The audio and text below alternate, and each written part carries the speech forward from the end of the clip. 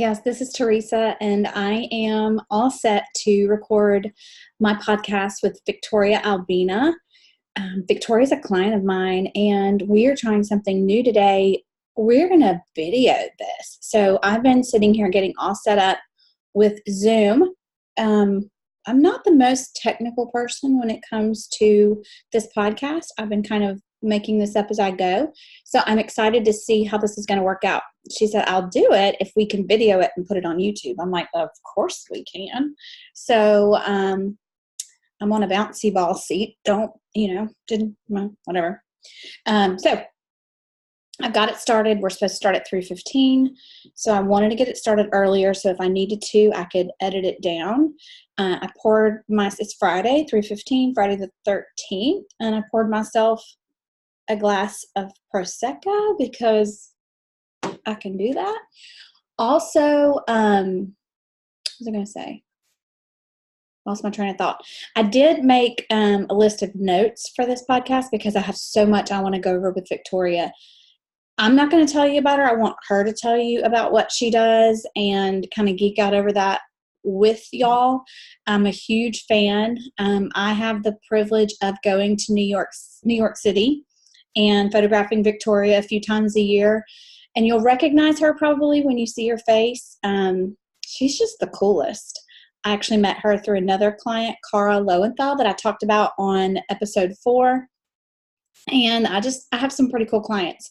I meet some interesting people and learn some really cool things. And I'm so excited. So Victoria also said she would do this if we would dress up very colorfully. So I wore some funky colors that I don't know, honestly, that I put this on being kind of silly.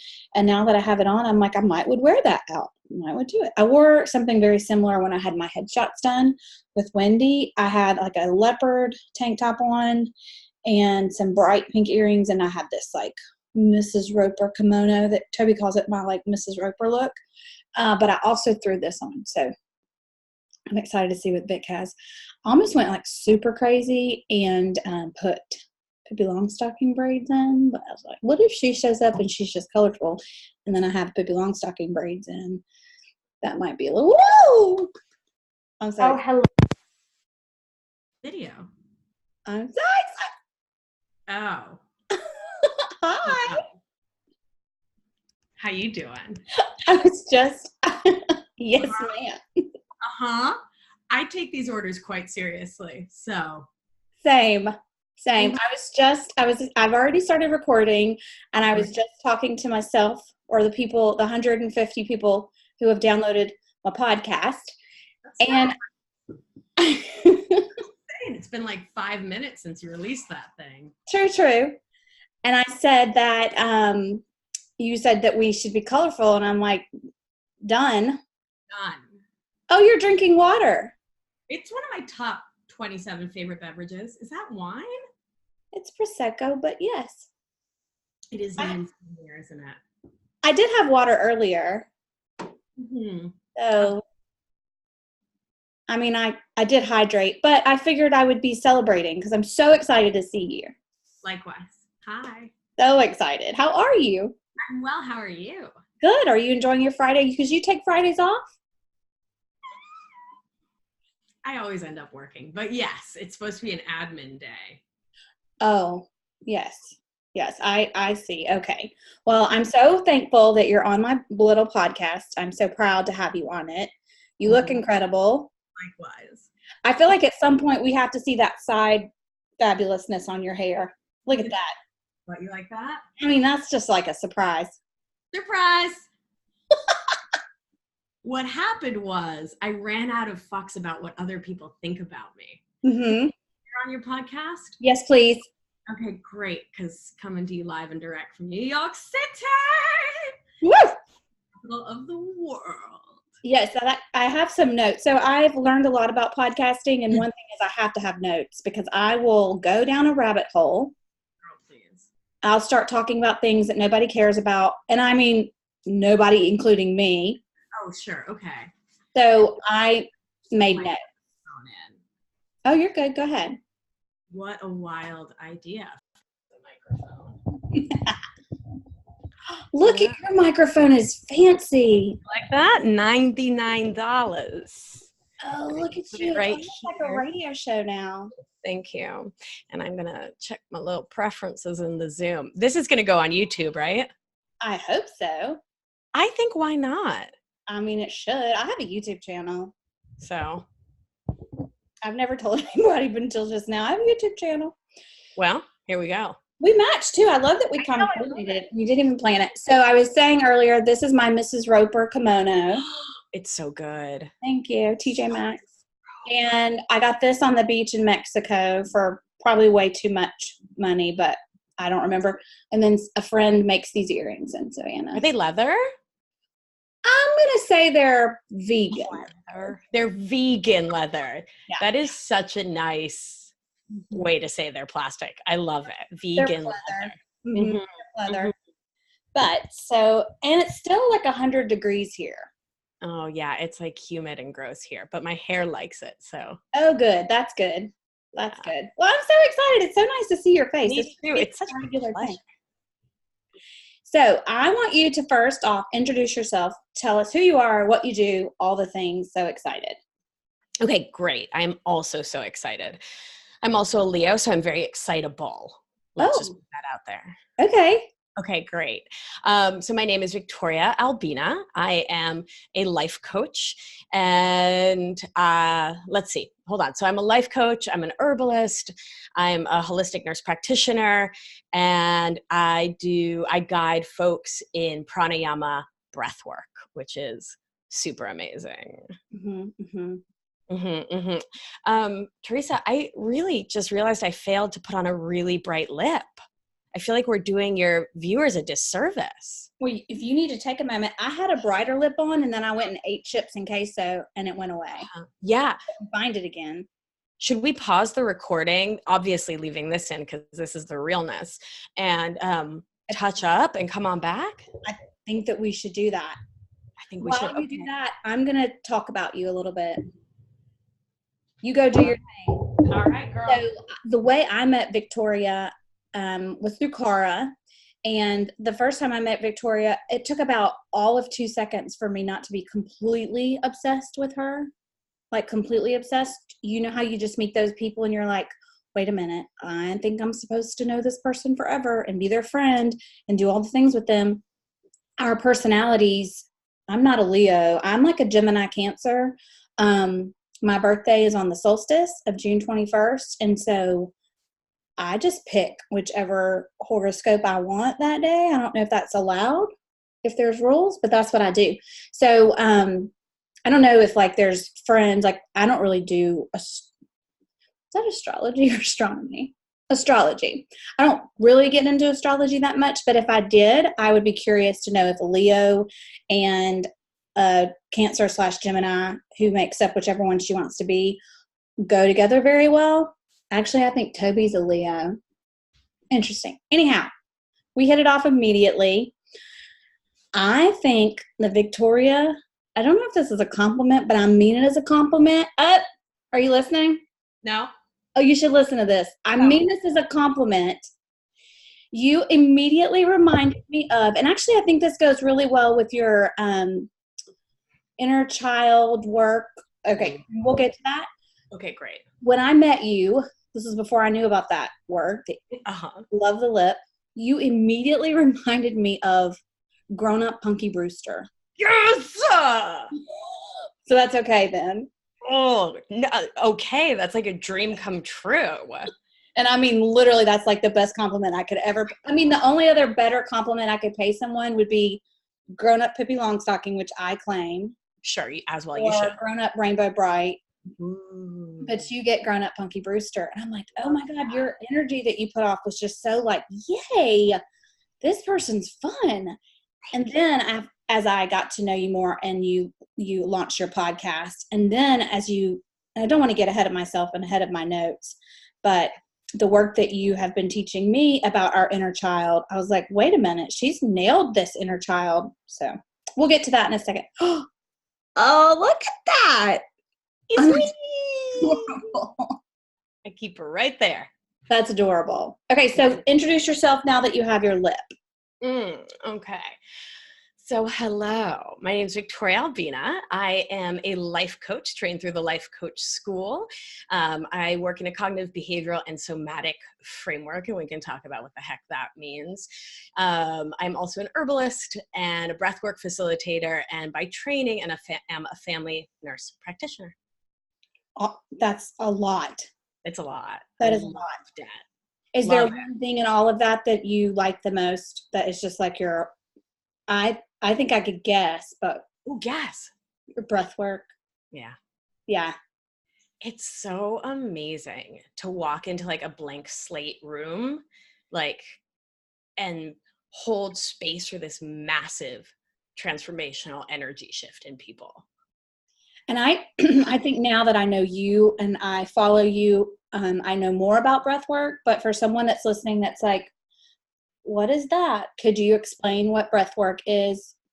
Totally. So there's lots and lots of different schools of breathwork. Like there's different schools of yoga and like types of cheese, and they are all equally perfect and amazing. And the kind that I practice with folks is a pranayama based breathwork. So this comes from an ancient yogic tradition. And I was trained by David Elliott, who's like awesome. And so it's a 3-part breath. We breathe deep into the belly, into the upper chest to open the heart, and then out. So you do it just like you're doing it. Yeah. When you first did it, it's just very different to do that because it's so different. Yeah. And like, so often we just breathe so unconsciously, or we get activated, our emotions come up and we hold our breath, which is depriving the body of oxygen in this profound way, right? And is keeping emotions, feelings, energy like stuck in the body. I think of it the way, like in a Buddhist tradition, they talk about grasping, when we're like, I'm going to control reality, I'm going to hold tight to this thing, versus just like letting it flow, right? And accepting like shit happens in life that we don't love, we're not thrilled about. And yet we can step back, and this is where the coaching comes in, but through the breath, we can hold space to accept life on life's terms, and to just get real with the fact that life is super lifey, whether we like it or not. Right. And we can just be present to it. We don't need to get into this struggle to shift and change it. We can just say, life is happening. And instead of reacting, we can respond. That's incredible. I think I messaged you once. I'm pretty sure I may have talked to you about it, but I was a breath holder, and I haven't gotten to the noise making breathing. I need to practice. I probably need to work with you on that. I actually probably need to go to your school on that. But I've stopped holding my breath. Amazing. It was amazing. I mean, people noticed it. They're like, are you holding your breath? I was holding my breath. And then I reached out to you and you said I was blocking something. Like, what is it? Like what's going on? And I just thought it was because I was so focused on what I was doing. But I think it was deeper than that. I think it was, more of an issue than I thought it was. And so I am very much of a controlling person. Like I don't want things to pass me by. And I talked about this in my last podcast, but I have gotten, because of thought work that I've learned through you and through Clara and these other amazing coaches, I've learned that I can just let things just be like, it just sucks and it's okay. And I don't have to feel bad that I feel bad about it, if that makes sense. So it's kind of incredible. And I think to then add the layer of breath work into it is exciting. Yeah. Because it sort of feels like a recipe of getting to a level of just being okay. If that's like a simplistic way of putting it for me. Totally. Just being okay. Yeah. Being okay. Yeah. And 2 things sort of came up for me as you were talking. The first being the reminder that the lungs, and there's so many ancient schools like thought, schools of thought, medical schools of thought, right? Ayurveda, Kundalini, traditional Chinese medicine, on and on, that associate the lungs and grief. Mm-hmm. And I don't know an adult human who doesn't have something to grieve. Mm. Whether it's the simple fact of time passing, right? And finding ourselves like getting to adult all day when we just want to play. Right. Right. Or deeper things like a loss. Right. Oh yeah. Plenty of loss for sure. Some of us have more loss than others. And I would think that that would be very relevant in my life for sure. Right. And so what we're taught by society is like grief is this short thing. You're given like a week off work, maybe, unless you're like us and self-employed, in which you like grieve while creating a PDF. And right. And it becomes, it's like this either or state of like, either you're actively attending to your grieving and allowing yourself to process it, move with it, and therefore breathe. So therefore, or you're being productive, you're getting things done, and you're therefore like actually a better person because you like made stuff. Right. And so it's not surprising if productivity is just hypothesizing a way for you to shift out of the like attending to, that in that moment of being productive, you're holding your breath. Right. It's a disallowing. Interesting. Yeah.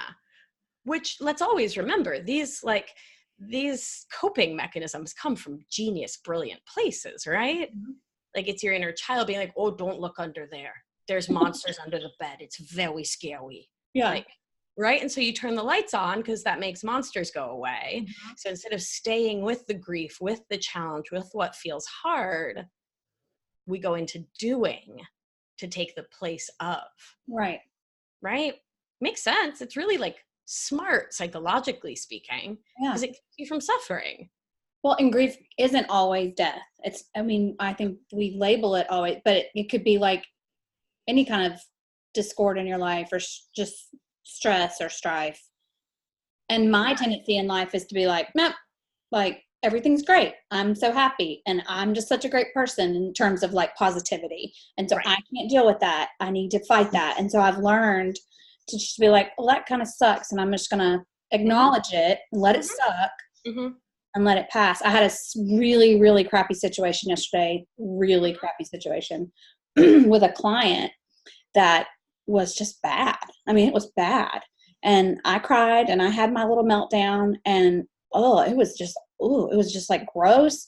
And then I was like, okay, well, my old tendency, and I talked about this on the episode that I published, but I was like, my old tendency would have been like feeling shame for crying and feeling bad for, I truly didn't do anything wrong. It was this crappy situation, but I would have felt bad for feeling bad. Right. And I would have felt like I should have been more strong and, I should have fought for myself more, but I decided there was nothing I could do. It sucked. I just had to sit in it for a minute and acknowledge there was nothing I could do and there was nothing I could do for this person. And then it just passed and it was like, did that just happen? It was so much easier. And it's actually the crappiest thing that's ever happened in my business. But it was one of the easiest things I've ever dealt with because I didn't fight it. Right. So no holding my breath all day, no like feeling I was like tensed up all day. It was very interesting. So I was really proud of how I handled that. And I feel like there's like 20 people in my life, you included, who I owed a huge, debt of gratitude for that because I did handle it very differently. Well done, you.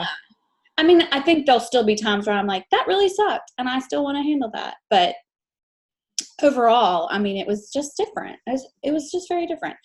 I do think in the moment, I could have probably done some breathing. Sure.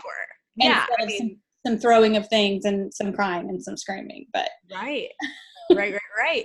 And it sounds like where you were able to get to was allowing and accepting, right? Versus very quickly too. Very quickly, which was surprising. Very surprising. My poor husband though was, happened to be in the path.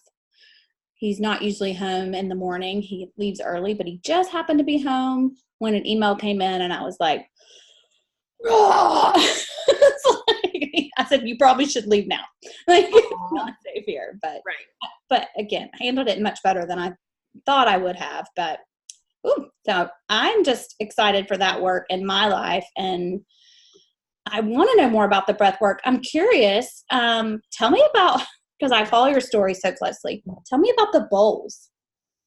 Oh, the singing bowls? Yeah. Mine's in the living room. Want me to go get it? I would love that. I'd love to see it and maybe hear it, because I don't know all about it. Okay, BRB. Okay.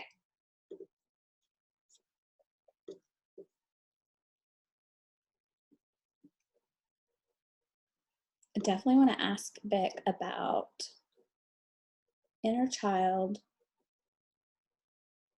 Oh yeah, definitely want to talk about inner child. Prebiotics, probiotics, balance all the balance. Okay, yep. Let's see this fabulousness. Okay, we are back. So it's a singing bowl. This is a hand-forged brass one. There's crystal singing bowls. There's all sorts. And yeah, I'm not claiming to be like an expert at playing this, but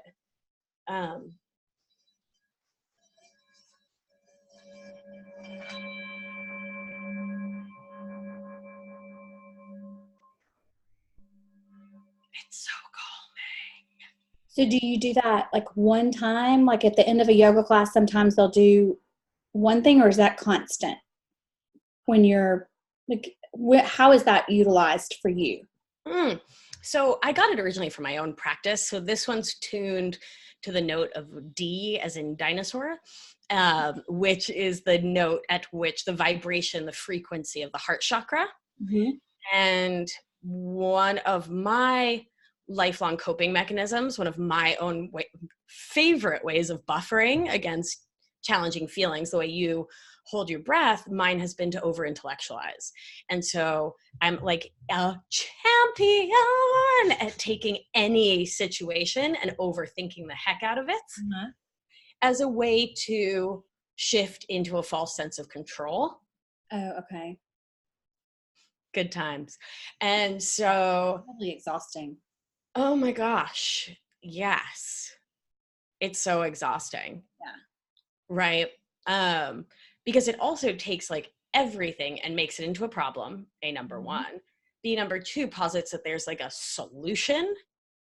And C, number three, reifies the story that the solution is not just holding space and having faith and trusting in the universe, but rather that everything is squarely on my little shoulders. Right.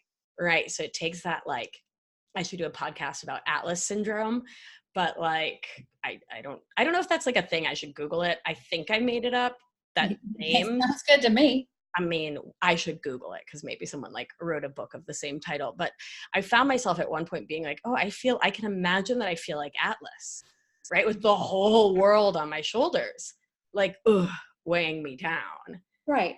And it was a choice I was making constantly to over intellectualize everything versus holding space to feel, right? Understanding that feelings are the language of health and of growth and of self-love. And self-love is the most primary medicine that we have available to us as humans. Right. And so, like my circuitous little mind, coming right back to the singing bowl, I wanted a physical practice that could help me to like, boom, recenter. Oh, okay. And it's so embodied as a practice to like play it and through the sound, like to hear it and to let the vibrations get me into my body, to have allowing with that, when that can sometimes feel really challenging or scary or all sorts of things, right? Using the bowl as a way to like come in. So that's how I use it in my own life. Like I ring it in the mornings, right? When I used to like get up and like find myself like mindlessly scrolling Instagram. Instead, I've been working to replace that thoughtless habit, that habitual thinking, with something much more intentional and thoughtful, like giving the old bowl a chime and then doing breath work and having movement, right? Doing my journaling, all of these self-care modalities that my brain totally fights me on because like, duh, that's what brains do. Wish they didn't. I really wish they didn't, because I love to journal. And when I do, it's like such, I don't even know, it's the greatest thing ever. But then like, it's so much easier. My brain just wants to buffer on Instagram. Right. So I would invite you to consider not wishing it away, but rather getting really present to your brain when it's like, just go on Instagram. You don't need to journal. And like getting really conscious and aware in that moment of what the driver is, right? Like, how old is the Teresa who doesn't want to look at her thoughts and feelings on paper? Because that's scary. Oh, that's the inner child. Could be. Or it could be grown you who, you know, who doesn't, has some fear somewhere in your mind that if you write it out and really look at it, something will need to shift or change or be different. And that's scary. I think it is the grown-up one, because usually what I journal is something I have to take action on. Right. And I'm like, oh, you know, like it's something I want to do, but I'm blocking myself from doing it, or something I know I need to do in my life or business. And so I'm blocking it for whatever reason. So I think I think it's grown up me that's like, you should just sit here on your phone and play slots or something. What is that? It's buffering, and it's beautiful because it's a gift from the part of you that's the protector part. The part of you that doesn't want you to suffer because it loves you so endlessly and so profoundly and wants you to be safe, which means not looking at scary things. Like taking action. Taking action is scary. We can do hard things, so we do it anyway. And it is so vital to acknowledge that, like, yeah, the thought of taking certain actions brings fear up. And it can be that like dorsal vagus nerve, right? It can be physiologic. It can be a sympathetic, like, physiologic adrenaline, cortisol, fight, flight, freeze response. And it can also just be an old story. And either way, we get to show up for it with love and say, oh, sweet body, I love you. It's so nice of you, right? To try to protect me from something that you think might kill me. Like sending that email to dude who keeps ignoring my invoices or like whatever, right? Right. And recognizing that the thing that we're usually putting away is touching on something deep, like our inherent value or worth. So if you start to look at it, you may well see a pattern, like it being about getting paid or getting acknowledged or getting, right? Like having something deep that's about you as like as a mammal. Right. Right? Yeah. I'm going to remember, well, tomorrow's Saturday, but I think I'll still journal because I'm not going to be watching football. So I'm going to remember this in the morning when I get up and I start buffering and be like, okay, what are you trying to protect me from? Yeah. And so we can acknowledge that our brain's doing these habitual things, these protective, beautiful gifts that don't serve us. And we can say, all right, little sweet brain, let's ease into it. Like when your babies were little, right? And they were like 7 months old. Were you like, all right, get up and walk, come on. No, right? So instead of jumping into like, all right, brain, do the thing you're petrified of, you can baby step into it. And you can recognize that a baby step, how big's a baby's foot? 2 inches? That's enormous. So maybe you do like a newborn kitten size step. And so you make your first journaling, not this like profound work about action and valuing yourself and self-worth, but maybe you go all Dear Diary on it. Dear Diary, this week I did a podcast and we wore fun colors.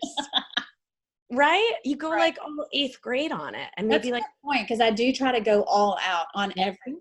That's where I kind of crash and burn sometimes, because I'll sit there and I'm like, okay, so I have this idea for some sort of product that I want to create or some sort of service or workshop. I don't know what it is, and that's my problem. I'll sit down to like think it out on paper, and then I can't, and I'm like, and so I go from that where I'm like to this week I did something I'm really proud of, to I sit down to create this idea that I can't think of, and then I'm like, well, I can't do it, so I'm not going to ever do it again. So it's like there's no middle ground with me. And that's just a there habit. is. I just pretend there's not. Right. And I do want to also be your protector and defender because I love you, and talk about your habenula. I know this is a family-friendly show, but I feel like we need to like, ching. We have another sip of my Prosecco before we talk about my habenula. That's the one. Sip that Prosecco. I'll have some water. I sound like Bernie Sanders last night on the debates. I'm all like croaky in the throat. Been a long week of talking. Oh, feeling the burn. All right. Habenula. So, oh my gosh, this part of your brain. So we all have a habenula.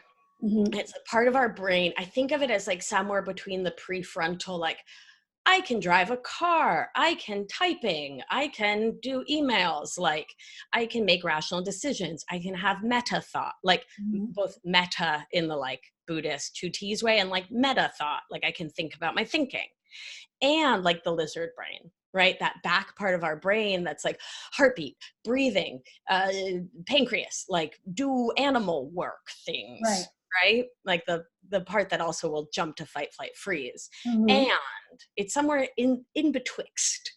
And it is the failure center of our brains. Did you know you has it? What? I didn't even know the other two. So, I may not, but okay, keep going. You make nice photo. You probably has prefrontal. But, okay. Right. So yeah, so the habenula is literally the super ancient part of our brains that records, remembers, and reminds us of failure. And so if we think back evolutionarily, as I am wont to do, and ask why for brain, it's to protect us from certain doom. So on Monday, not that there was a concept of Monday, right? 5,000 years ago, but you went out to near the watering hole where there were bushes that often have berries this time of year.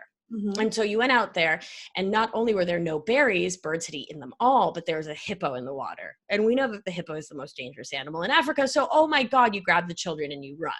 Get back in the cave, light a fire, panic. So the next day, when you're like, man, we are running low on food in this little hunter-gatherer village pre-agriculture. Oh, right, I shouldn't go down to that watering hole. There will not be berries there, and there is hippo, therefore certain doom. The habenula may keep you from ever going to there, though in 3 months there'll be a ton of berries, and that hippo is like, halfway to Paris. Right. Not that there was a Paris, but the brain keeps us from doing things it labels as scary and therefore real dumb for our survival. Things like going to the gym when we've never seen results, or sticking to a nutrition plan when we're telling the story, I feel deprived, this sucks, or trying our hand at love after a divorce, etc. Or, working on that next big idea. If we sat down the one time and told the story, not this isn't working, but rather I am a failure. I am failing. I embody failure. I am bad. And again, it touches on self-worth. And I'll always go back there because I do profoundly believe that it is the most potent and amazing medicine that we have on this planet is self-love, and therefore self-worth. And we can embody the opposite of that through our thoughts, creating this fear response to things that we like kind of want to do anyway. Does that make sense? Yeah. So your brain's like, girl, do not sit down and work on that idea. Oh yeah. You're gonna die. Yeah, that makes so much sense. Where I'm just like, to me, it's like I just don't really have any ideas, but my brain is sending me the signals of no, no, no, no, no, no. This is never going to happen. There's Right. impending doom. Right. That makes Ending so much too. sense. Right. So then I can counteract that with, it's probably not that bad. I tell my lizard brain, it's okay. Right. And then I just, kind of work through that, hash out some ideas. Right. And that's when we do breath work. That's when we feel into it. So we do breath work before we sit down to do something that really challenges the ego, the spirit, the sense of worth, the sense of self, our value as a human. Mm-hmm. We lie down on the floor and we do our breath work Mm-hmm. to center us, to ground us, to move whatever stuck energy is in our body telling us we can't do the thing. Okay. Is it stuck in one of my chakras, you think? And I just have to like breathe it out? I always feel like stuff is stuck in my throat chakra Mm. because I feel like this is going to sound dramatic. I feel like I'm not heard a lot of times. And so I sometimes think that my throat chakra might be blocked. Yeah. And I mean, I will literally sometimes feel like I repeat something over and over and over in my home or in not in an email. And then I think, well, maybe that's just my own interpretation of something. Mm-hmm, mm-hmm. But maybe I need to breathe through that Yeah. block that I think is there. Yeah. I mean, that would be a beautiful practice, right? Yeah. To do some breath work with a real focus on the throat chakra. And also root chakra, right? About grounding. Mm-hmm. Also heart chakra, about being loved, because what is not being heard other than getting the message that you're not loved? They're all good. So, I mean, you might as well work on all of them. I mean, start at the root, work your way on up. Why not? Yeah. Yeah. Works for me. I Yeah. need that. I'm going to put that in my notes to work on. Let's do it. I'm so excited. Yay. I have some notes here I wanted to make sure I cover with you because I don't want to keep you too long because I know how valuable your time is because you're doing all the things and I'm so A couple, 2, 3 things. my mama asked me to please ask you which is more important or both a prebiotic or a probiotic. Oh my God. A, number one, I love your mama. B, number two, the answer is yes. So they are both super duper important in that we understand once upon a time, we believed that probiotics in like pills or even fermented food would colonize the gut. And that's how they change things. If you're missing, for those of you just listening, I'm holding up a purple pen. If you're missing the like lilac colored probiotic in your gut, then like take the lilac one. And now what we understand is that it's more that they have immunoregulatory effects.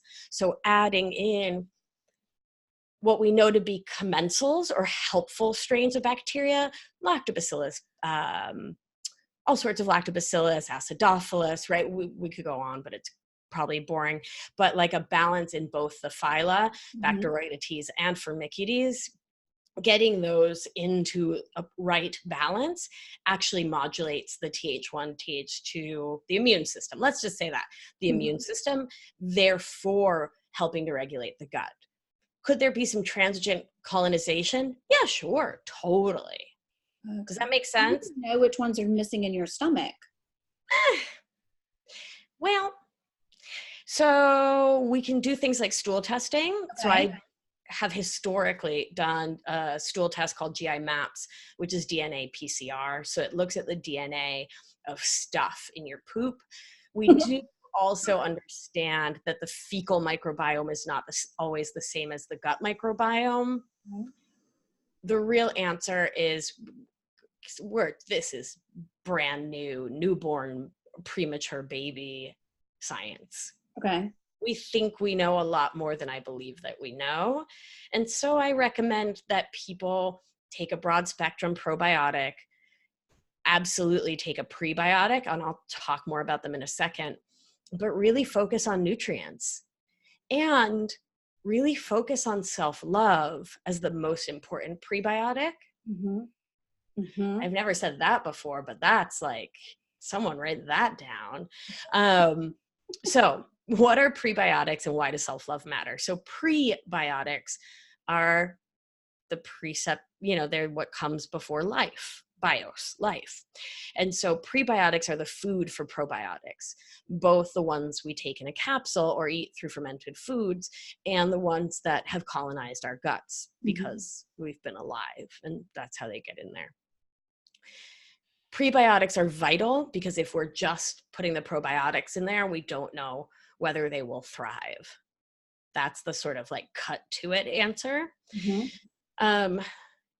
From what we understand about the gut mucosa and the microbiome of the gut, one of their primary roles is to make stuff that protects the gut lining.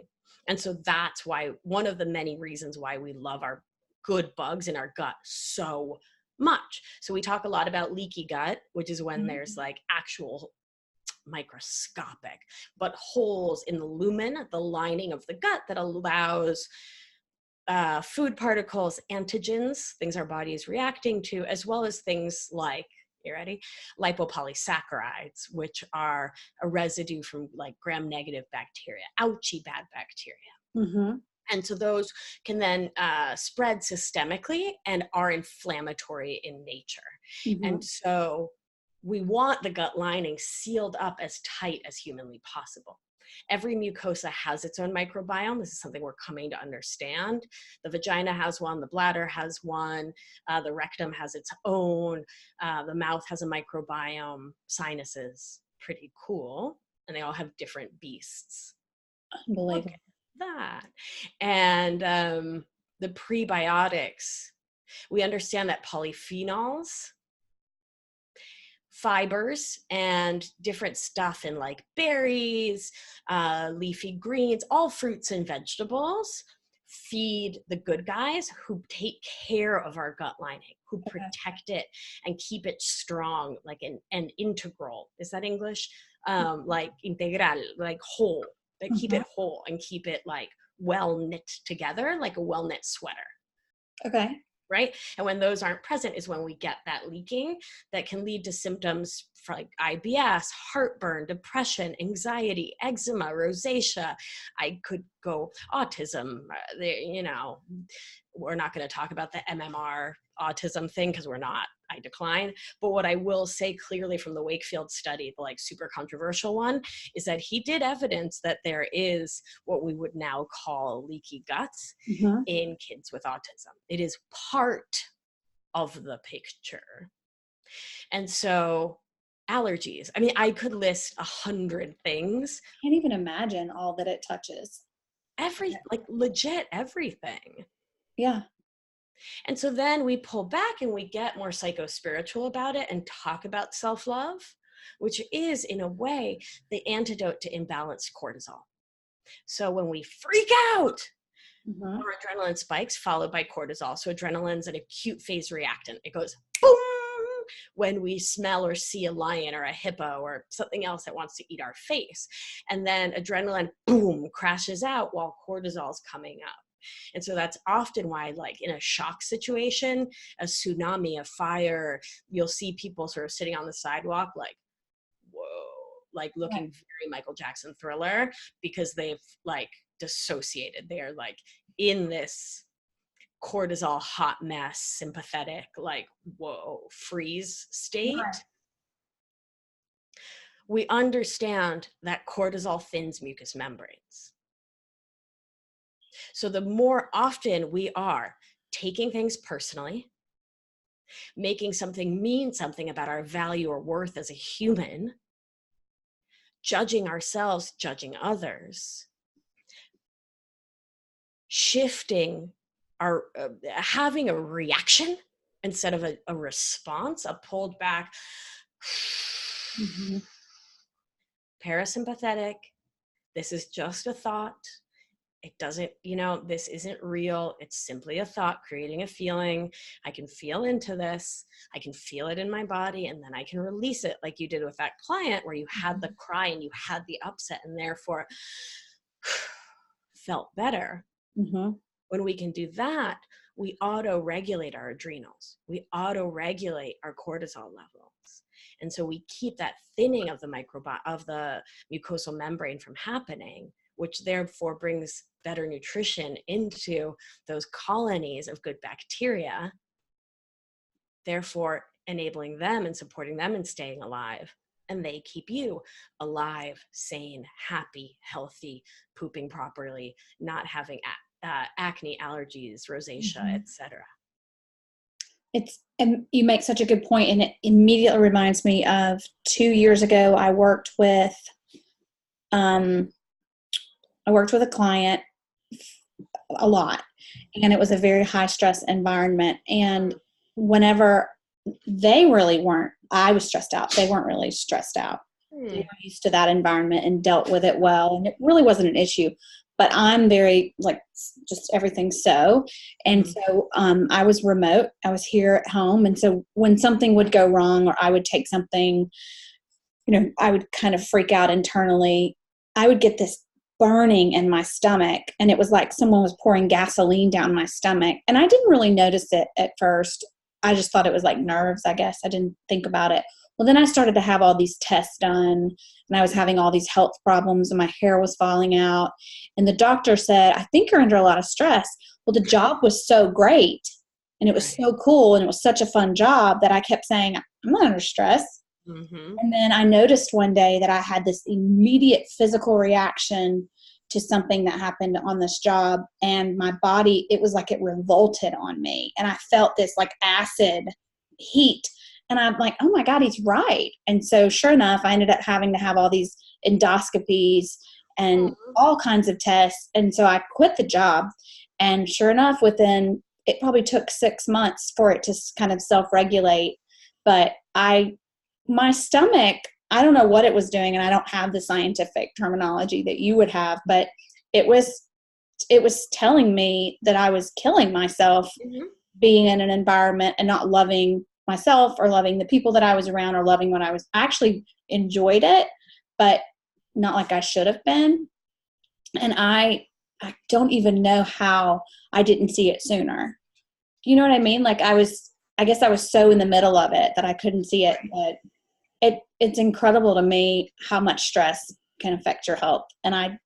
But good stress even. Oh, yeah.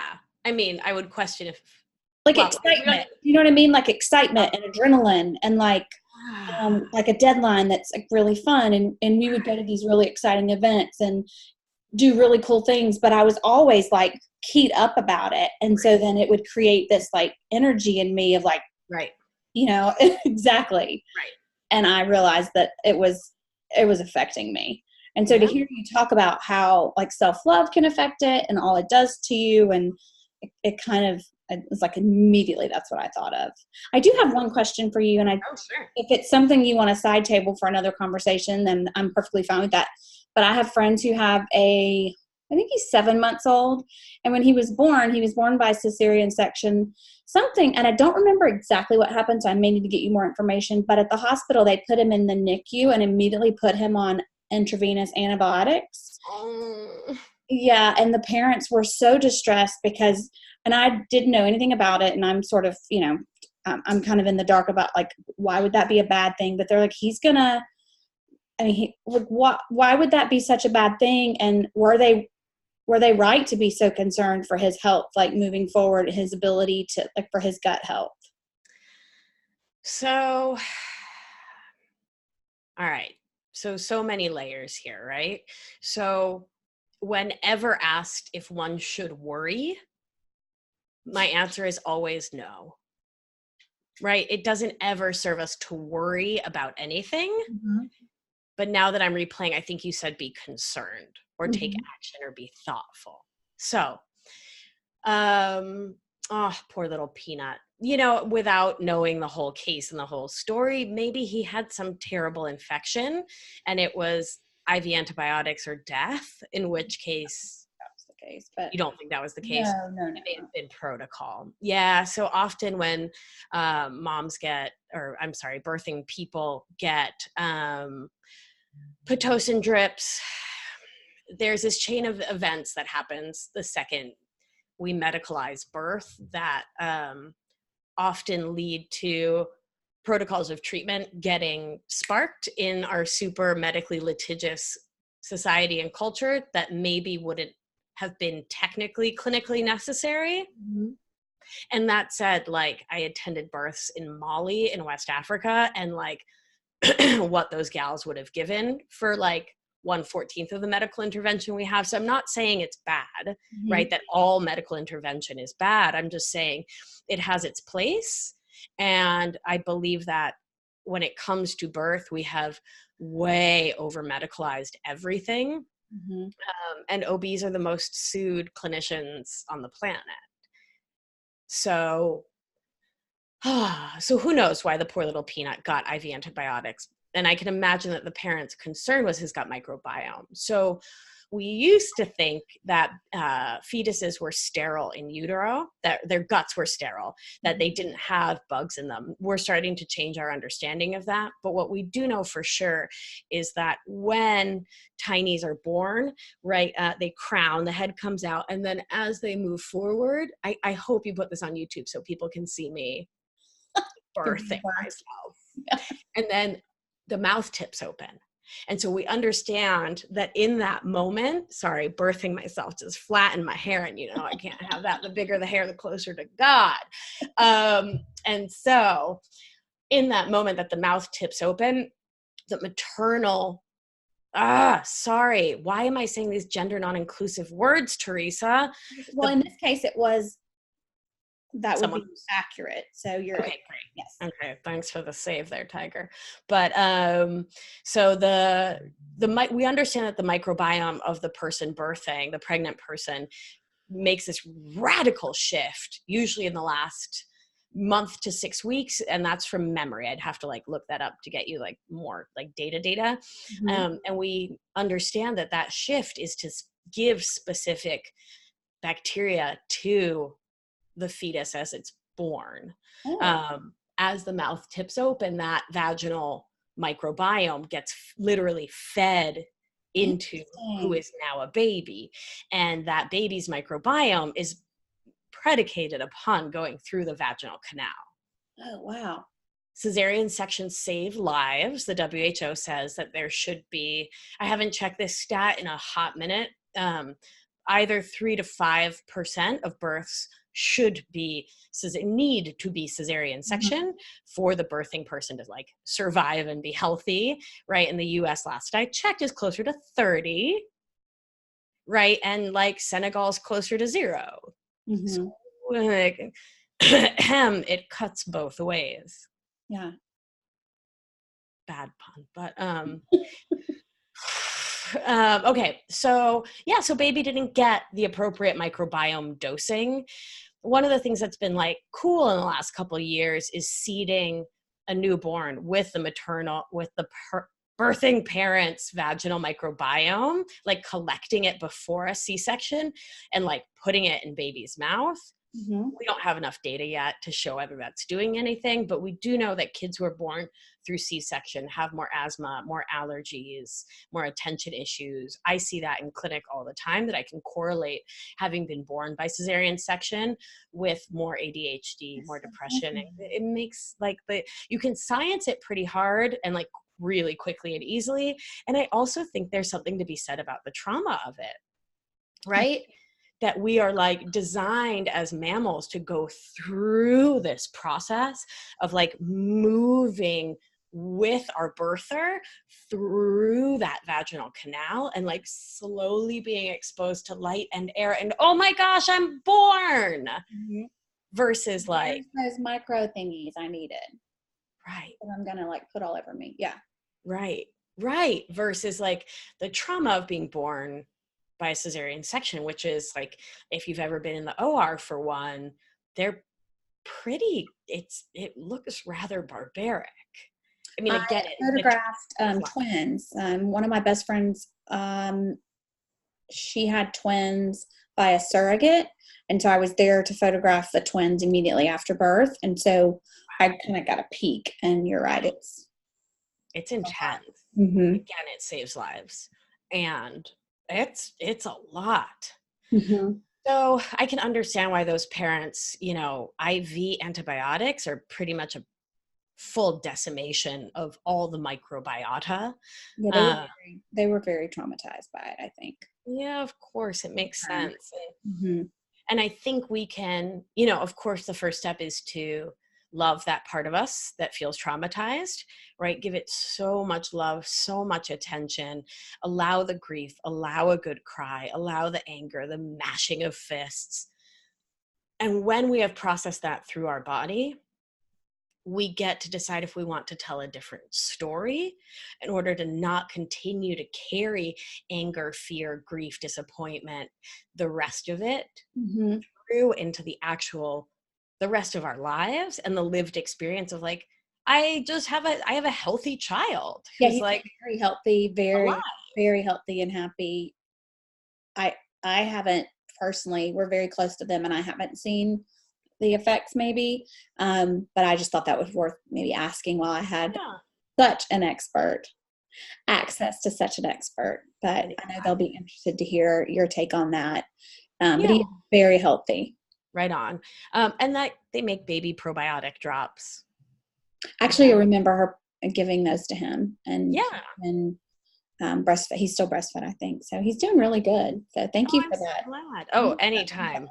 And my mom was so thrilled to hear about prebiotics and probiotics. Oh yeah. So there's an article on my website about prebiotics. We can link in the show notes.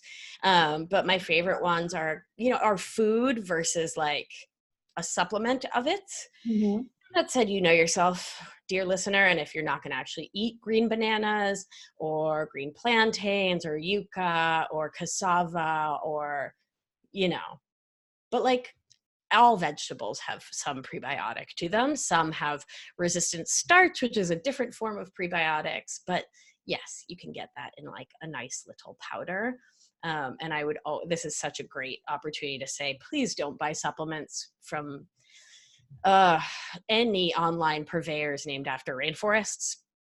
Right, because you don't really know where you're buying them from or how they've been stored. You don't know about cold chain, right? Like you just don't know unless you're buying from the retailer or someone who's like authorized to do so. So we can put a link if you want to Full Script, which is the Canadian pharmacy that I recommend that all my patients and clients buy through. Okay. I know that you have some that you sell or you offer to your clients in your practice, but then not make those available online. You just recommend the link that we'll share. Yeah. And so that pharmacy, fullscript.com, they're Canadian. I love them. And I love Canadians. They're such a good people. They really are. I like their accent too. Me too. I have a question that I know someone that's going to be watching the video is either thinking when they watch or will ask me. Yeah. So is your skin the way that it is because of your gut health, or is there a product that you use? Your skin is incredible. Oh my gosh. Thank you. Like, seriously. I know you don't have a filter because it's just Zoom. Oh yeah, no, I wouldn't even know how to put a filter on. Thank you. You're lovely to say that. I have a warm feeling when I hear that thought. No, it's probably genetics. Really? Yeah. Well, I saw your aunt when she was visiting and she was precious. Oh my God. I love that mammal. So there's nothing you do that you need to share, no skin regimen, or obviously you've got good gut health. I do. And it helps, right? Like if I eat dairy, I'll get pimples. Mm-hmm. American dairy. We're leaving Europe out of this conversation because in Europe, I can drink coffee, I can have alcohol, I can have dairy, gluten. Oh, it's all fine because it's not laced with Monsanto's glyphosate with Roundup. Mm-hmm. Right? Yeah. And you're in the South, where when I lived in the South, all my neighbors were spraying Roundup all over their yard. Please stop, people. It causes really bad cancer. Is Roundup the one that they've gotten rid of? Is that? No, you can get it. You can get it at your Home Depot. You can get it at your local family-owned independent hardware store. Scary. I'd rather have weeds, but you're so sweet. No, this is just the skin I was given. So no collagen that we're adding to our coffee or? Oh yeah, here and there. So collagen is phenomenal and it's amazing for us, but it is an incomplete protein because it is missing the amino acid tryptophan, which means that the body will have to scavenge to complete that protein elsewhere. Mm-hmm. And so I don't recommend collagen as like an all day, every day kind of jam. Right. You probably have it's in everything now. Like it's, I know, it's so like cool. Collagen's so cool. like I've gotten collagen lollipop. Oh my gosh, I love it. I mean, there's also a ton of THC in here, but like mostly it's for the collagen. Right? Mm-hmm. Mm-hmm. Mm-hmm. I think that the skin probably came with the flexibility. Oh, I'm like super flexible. I don't think I have the skin for it, but I'm super flexible. I think that it's self-love, breath work, gut health. It's some kind of combination. You're right. Yeah. Yeah, and a tiny bit of genetics. I don't think you can give too much credit to that. I really think a lot of it is, I'm sure it's your people, but I think you've got to give some credit to what you're putting in yourself because it's working. And a lot of water, obviously. You said God, I love water. You're good at hydrating. Yeah, I just sort of crave it. That's good. And, thought work. Like, I just hold on to the thought, I drink water all day. Then it's not a question. Constraint of thought. I don't really let myself think anything other than I drink water all day. I'm going to tell my husband that because we've started going to CrossFit together, which is hilarious. Mm-hmm. He will not hydrate. And I'm like, why don't you drink water? You practically run a company and can you just not hydrate? And he's like, nope, I just can't do it. It's funny, but it's not because you're a grown ass man, drink water. And so I'm going to tell him, you just need to have the thought that I drink water. I'm a grown ass man who drinks water. So we're going to work on that. Right on. Does he go to CrossFit and just drink it out of the water fountain? He won't take a water with him. I think it's you can't tell me what to do kind of thing. Right. So silliness. Well, you get to check in with him and get his consent though too, because like maybe he's a grown ass man and doesn't want to get told about his water, and maybe that's causing some angst within you that you get to. That's tough for me because that's very tough for me. That's actually a really good point because we've been together since I was 17. Right. So we're like here we are, and I'm like, you need to drink your water. Like we're that old couple that's not that old. Right. I do need to get his consent to bitch at him about water. Mm-hmm. Mm-hmm. Because the funny thing is, people, it's like people feel our energy around what may be dressed as a request, but it's like just not. Oh, I'm not even remotely dressing it up. I'm completely bitching at him about not drinking water. Cool. At least you're being honest. Owning it completely. So that's actually a valid, very, very good point that I need to just be more like, I just need to leave him alone about it. That's what I need. You get to do some thought work around why you care. I do need to, because I don't even think it's the fact that he's not hydrated. I think it's the fact that I tell him you need to drink water and he just doesn't drink it. Right. So what are you making that mean? That he can't pick up a glass and drink the water? Yeah. No. What are you making that mean about you or your relation? I don't know that I'm actually making it mean too much about that. I actually think it's kind of funny. We actually joke about it, but if I were to go deep, it's like, I'm telling you to drink water and you're not drinking water. What is the problem? We laugh about it, but it probably is deeper than that. But dude, drink some water. Right. But I've actually gone and been super sneaky. He's going to hear this, but I've actually gone to the CrossFit coach and been like, he's not hydrating. And then the CrossFit coach will go to him and be like, are you hydrating? And he'll say, no, not really. So like, I'm not kidding. I've been super manipulative about it because I genuinely think he needs to hydrate. But yes, there's obviously an issue there. Thank you, Dr. Vic. Always a pleasure. Just a few minutes ago, we were talking about the throat chakra, and you were telling this story that you're not heard, right? And so I wonder if him not drinking water, or rather him not listening to your sage counsel, which BT dubs I think is sage counsel, but not your place to give it to someone who declines it, is that touching on that throat chakra, heart chakra, belonging, love, being listened to, all of this linked together. Right, but I do it in a bossy flossy way, so I probably wouldn't do it either. If I was telling me to drink water, I'd be like, Psh, I'm Right. not doing it.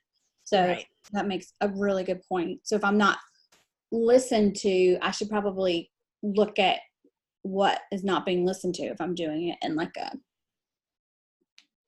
that's a really good point. I'm here for it Is anytime. this what happens in your little office? Mm-hmm. Oh Yep. my gosh, you cover all the things. Oh yeah. We don't F around in life coaching. No, you don't. So you cover the insides and the outsides and the heart and the mind and the breath. Mm-hmm. Mm-hmm. Whoa. All of it. Are all your clients local in New York? No, not at all. No, I've got a gal in Singapore. I've got folks in California. I've got folks everywhere. Oh, do they have to see you there first? So if we're doing coaching, no. Oh, No, for coaching, yeah, you can be absolutely anywhere on the planet. And then I do like these virtual breathwork groups. So sometimes it's like, okay, everyone show up Wednesday at 7 p.m. Eastern and we'll all breathe together. oh wow. Which is super fun. And then sometimes like it's a recorded, like right now I have a 4-week class that's going up on my website like any minute now, is something folks can buy and download and do on their own at home. That's amazing. Right. Yeah. So I've got people downloading that. Someone in Scotland downloaded it this morning. Oh my gosh. Pretty cool. That is Yeah. amazing. Yeah. I'm A gal in going to Nebraska. all these things. Oh, fun. Thank you. I can put it in the notes. Thank you. So do you have, I think I asked you this earlier, you have like your breath work, I guessed, is your favorite area of your practice. Is there one thing, would it be your course right now then, like your program? Would that be what you're most excited about right now? Or would it be a podcast? Ooh, I love my podcast, Feminist Wellness. It is so much fun. And what I love, there's so many things I love the most about it. I love sharing all these resources. I feel so privileged to have gotten to go to so much school and to have so much healing work. And like, I just want to give back any way I can. And that's what the podcast allows me to do, right? Is to give folks who maybe can't afford work with me or another life coach or healer, or who have not previously just been around these kind of thoughts, right? Like the cognitive behavioral and somatic work that I do. And so they get it for free in their ears every Thursday. Subscribe, rate, and review on iTunes. Yes. Share on social media, please. I honestly think that how do I say this again without the content and what you talk about is so valuable that alone is worth listening to.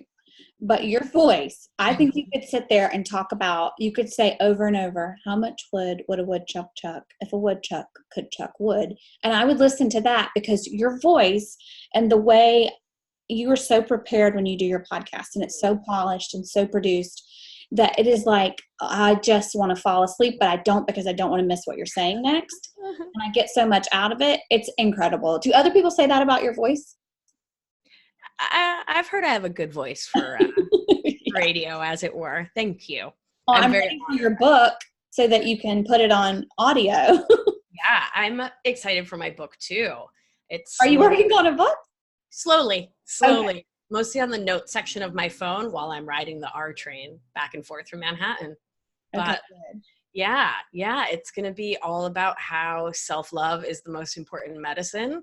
And it's going to be part science, part sacred, part spirit, all of it smushed together. With a lot of like humor in it, because that's what always gets me on the podcast is you're just going along and then there's just like funny, I don't even know. It's just the best. It's really such a good mix. Thank you. You've had such good feedback. It's exciting. Thank you. It's really fun. It's really fun. And it's really challenging too, right? Because for me to talk for like 45 minutes about codependency or inner child work or even analysis paralysis or like, gosh, whatever the theme is, what I get to do is to do a lot of introspection and a lot of self-coaching. Oh, I guess so. Yeah, because I get to get clear on it. Yeah. And see where and how these things are showing up in my own life so I can speak to them from a place of honesty and integrity, which is always my goal. Yeah, I think that that's the one thing. I mean, I've only done a few episodes, but I've learned that I can't not be who I am if I'm Oh, going to do this podcast. Like, not just sharing that about, making or wanting my husband to drink water. Like, it's so easy sometimes to hide behind like a certain who I think I want people to see me as, but mm-hmm. I can't do that with this. And that's what I need, because that speaks to my inner child. And I kind of learned that concept from your podcast. Mm. You remind me of a grown up Punky Brewster. And when I'm my true self, I'm Pippi Longstocking. Yeah. Back 2 years ago, I dressed up as Pippi Longstocking for Halloween. And if I'm comfortable and if I'm being myself and I'm living my best life, then that's who I am. I'm just me. I don't care what anybody thinks. Right. I just really don't give a damn. And Right. so I think that having the podcast kind of pushes me to do that, because people will see right through something else. Absolutely. I mean, I think that they will. And it was interesting to hear your episodes about that, because it made me think back to being a kid and somebody in my life, and I won't name any names, not that they would ever hear this episode, but an adult in my life that would say things like, you're being too loud, or you're being too rambunctious, or, nobody thinks that's funny. And I would sort of, around this person, squelch that personality. But thankfully, I had other people in my life that thought I was funny or didn't think I was too much. And so definitely, I think my inner child is living her best life now, for sure. So I really enjoyed that series a lot. Do you feel like your inner child's living her best life? Yeah. I mean, we hang out a lot. I mean, come on. Yes, we hang out a lot. We talk a lot. I check in with all of them because, right, there's hundreds. I check in a lot and ask what they want and need, right? And therefore I can check in and see, am I being an emotional childhood about this, right? Are the inner children driving the bus? Is anxiety driving the bus, right? Like, who's driving this bus? Mm-hmm. And can honor, respect, and love my inner children, and then take adult ownership over the bus, right? And get at the helm. Yeah. Yeah. That's true. And I think you're so right on about authenticity. I mean, it is challenging in this world to be the two gals in our crazy kimonos. I mean, this is like a cover up, I think. I don't know. Yeah. I mean, mine's just all kind of Mrs. Roper. So, it's not being Mrs. Roper. I think she drank a lot. I think she did. I mean, she kind of had to deal with Mr. Roper without thought work. He was so creepy. If only she had some thought work, right? Oh, no. Yeah. I don't smoke, though. I will say that. I don't smoke. Yeah, that's gross. I will also share that I just recently, meaning this morning, took my diplomas off the wall. Oh, my goodness. Why? Because it no longer felt in alignment. Really? It no longer felt like, and like, this is a hot mess behind me. Like, I ordered stuff, there's stuff coming. But I know this wall behind me has, for the last many, many years, been like my massive master's in public health diploma, which is one of those enormous ones. My medical license, like all that external validation. And it's just not the face of me that I want to put forward anymore, because I no longer want to be anyone's expert.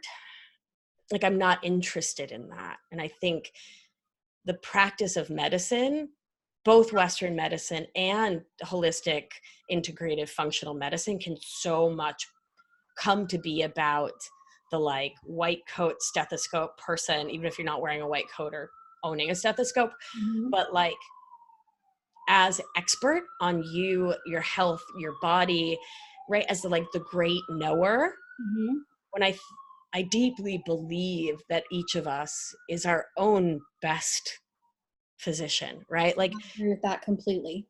Right? You are your best healer. I can guide you. I can say words about gram-negative lactobacilli and lipopolysaccharides. Like, I can say freaking words in Latin, like, cool. But at the end of the day, it doesn't matter the tests I do, the prescriptions I give you, the supplements, the nutrition. if all of that is not falling into the container of self-love and self-worth, I don't think we're doing deep healing here, right? We may usher a set of symptoms out, but we're not filling that void, which may in fact be like a God-sized hole in your heart, with anything if we're not filling it with self-love. And so all these pretty diplomas that I worked real hard for, in this moment, and this is, it's all ebb and flow, it's all shift, right? Right. But right now in this moment, don't feel aligned with how I want to show up for the people with whom I'm working. Right? So there's the difference, right? As a medical provider, it's like the patients I take care of. Now there's people with whom I'm working, right? That I'm showing, as a life coach, I'm showing up for them and helping them to see their mind, right? So they can make their own best decisions.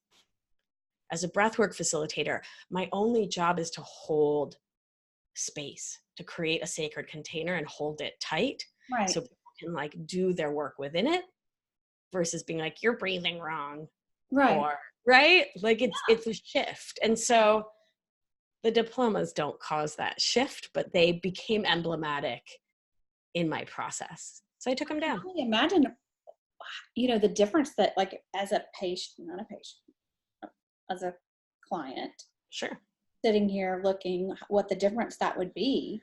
Right. Less intimidating. Yes. I'm kind of excited. I'm now very curious then what's going to be back there. Oh my gosh, I ordered such great art. Well, why don't we do another episode whenever you want me? Please. Now I'm very curious I like the plants. I like the be your own anchor. Oh my gosh. Wait, can I tell you a quick story about this? Yes.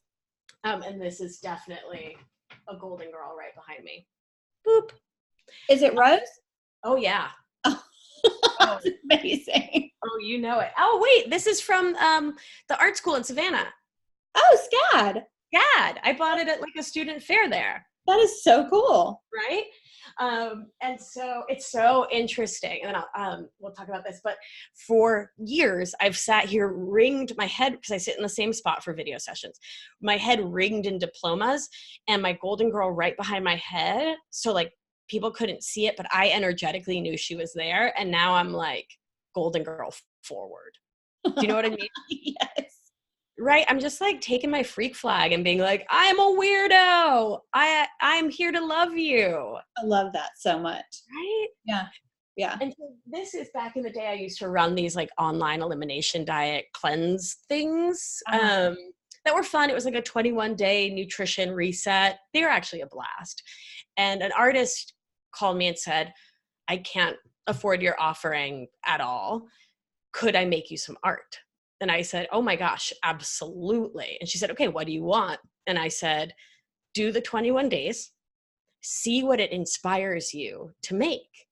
Aww. And what was so dope, right? And for people who are listening, it's like alternating blue, like teal and gray stripes with an anchor that has ropes coming out of it to make a heart and says, be your own anchor. That's amazing. Right? And so I love that what she got from a 21-day elimination diet, no gluten, dairy, corn, sugar, soy, alcohol, etc. What she got out of there was self-love, right? Being her own focal point, her own anchor in this world. It's so much more than an elimination diet. Right? Yeah. So I love that piece. That one's not going nowhere. That's incredible. Yeah. Well, I'm so excited. I'm so thankful that you took the time to visit with me and talk with me and put your red lip on. Anytime. It's so good to see you. It's such a pleasure to see you too. I feel like I see you every day because I keep up with you on social. Thank you. I love every single thing you're doing. Just such a fan. Thank you. Really. Thank you so much, Vic. I can't wait to see you again soon, hopefully. Come to New York City. Yeah, I'll be there definitely in November, if not sooner, and make sure that I see you then. And I'll be keeping up with you. And then we'll make sure when you get your wall done that we do another podcast. I love that. Yeah. And I'll say, if you want to keep up with me too on the social medias, it's at Victoria Albina, which is ALB as in boy, INA, Wellness. on the Instagram and the Facebooks. Those are the only two I have. That's Yes. And I'll be tagging the hell out of everything and creating all kinds of fun graphics and things. And then I'll tag you in the show notes, which sounds fun. good. Thank Yay. you so much, friend. My pleasure. Thank you. Have a wonderful weekend, and I'll see you soon. Mwah. Mwah. See ya. Bye. Bye.